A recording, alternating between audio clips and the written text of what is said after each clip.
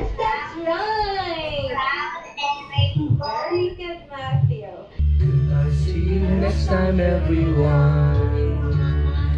Goodbye, see you next time, everyone. Goodbye to you, goodbye to you, goodbye to you, goodbye to me. Goodbye to you next time, everyone. Goodbye, see you. Hello guys, good morning sa inyo ha, and welcome back to my channel, Joe Corte Vlogs. Inyo nakita ganina, nagsugod magugaro ang distance learning para sa mga anak. So ako ang baby guys is nasa balay ganina nakita niyo video na siya sa balay nag-school rapod. So para sa ako okay ang teka muna na ako NBA. Economic and social inequalities. Alright, para sa ako is safe para sa mga bata guys ang distance learning, but nagya pa siya disadvantage kay dili sila maka-get along sa ilahang mga classmates, di sila maka-play good physically no kay tungod sa pandemic, but masabtan nato na siya. Alright, so nawag sa kumisi, so check sa me. So there you go, pasadya kay nag-check kami gamay sa ko ang wife, tanawag siya. And then alright, so ang distance learning is grabe ka effective for the safety of our children. Pero nalagay yung mga yung mga instances guys na medyo magkuan bitaw. Kada bitaw physically baka na may nga okay class, quiet sa class kay pirmi magtabi-tabi ang mga bata, so magsagol-sagol ang teacher sige siya og istorya, dapat tana di ay gina-mute ni teacher sa Zoom kay aron na katulang mga iyang tawagon nga names ang i-unmute something inana no. So medyo na yung mga wala pa siguro, ga-adjust pa siguro mga teachers online. But anyways, effective, okay ang distance learning, ang online classes para sa ato ang mga anak. So, gabi ako experience. So, learning ya po ni. So, balik ko sa kinder guys. Ang mahitabuan ni kay mas grabe akong kuan bitong, iko na, sige katong iko na naman. Mga daddy ba nga sistema. Anyways, so it's my aside sa distance learning, ako lang gisingit ni siya. It's my day 13, no? It's last 13 days kung pag-duty sa MOR and sa ABS-CBN. As promised, akong mag-vlog ko for my last 14 days sa MOR o ABS-CBN. But right now, mahos ata. Dala pa ni Oddo. Unsa ni ko sud it's tinolang manok. While naman nanaaw ko og Lakers game kontra Utah. Alright, so intro sa ta.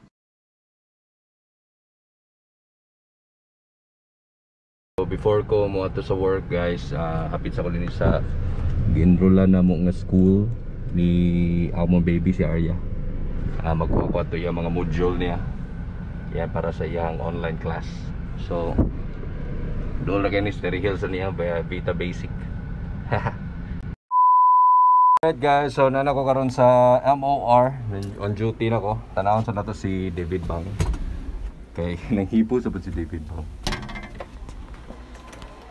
Ta-na-na-na, boy hipo. Ayan, si David Bang guys. Pa-facial, ano di halata naghilak. Samtang gahipos. Leche, wala po Opo, gahipos. Wala pala sa naghipos dahil. Yan lang gibisita iyang kuan, ang iyang office. Kay mingawon siya. Actually, iyang kada corner ani karon iyang pa-picturean. Pila pod? 4 months, di ba? 4 months, 3 months. Sa'yo, ako nag-work from home. So 4 months. Since March ba ako? Oh, 4 months, no? 3 months si David Bang, wala na ka-office na din isukad sa pandemic. O naigo sa pandemic, and then naigo pag yun may sa shutdown na wala. Igo may tanan ka mo na. Bullseye. In fairness, naka-special minduha. Safety first. Nakita niyo ganina si Sir Dance nag-arrange sa iyang mga gamit, but uli na siya. Ngit-ngit na iyang lugar. So duty yapon ko for my last actually 13 days na lang. Day 2 ni nako siya out of my 14 days na schedule din sa MOR sa ABS-CBN. Before ko mag-retired. Consider as retired, you know. But wa man siya, di man siya expect, no. So supposed to be di pa nata maundang sa radyo, but giabot ang pandemic, na pandamay kaayo, and then giabot pod ang struggle namo sa ABS-CBN. So kailangan nga mag-cut. So appeal ko sa ma-cut off. So di na ko may man akong dili connected with the ABS-CBN. So that's why gina-savor na ako from time to time mga ako ang akong remaining na mga adlaw dire. Like kung say mga dapat buhaton dinhi kay kabalo ko mingawon kay ko ani nga mga butanga. Like bubuduty ko dinhi every 9 sa MOR 9 to 1, and then makigkulitan sa akong mga kauban nga mga MOR DJs sa Cagayan de Oro. Alright. And then sa pa dagan magipag-istorya din sa mga kauban namo sa sulod sa opisina. So karon wala tulad sa ko sa time human ko load na it's 1:50 na.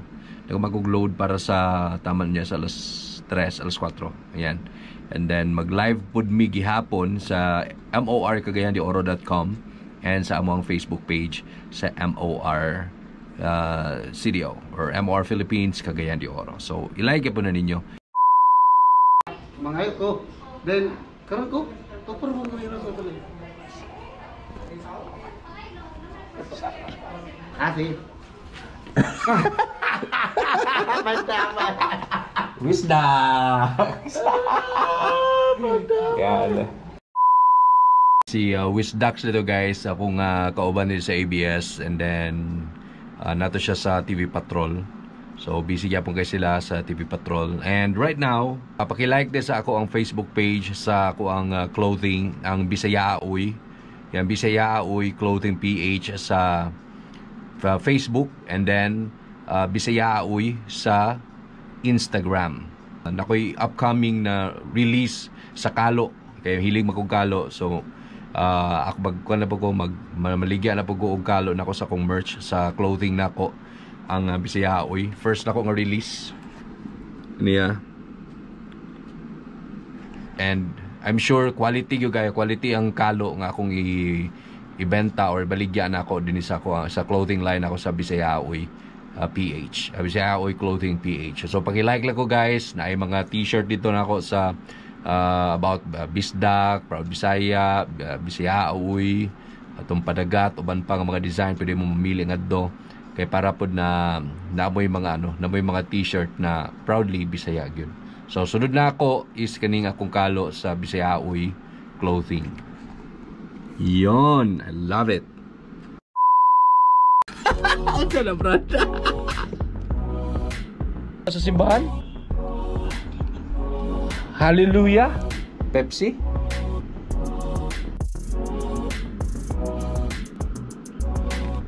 Reveal.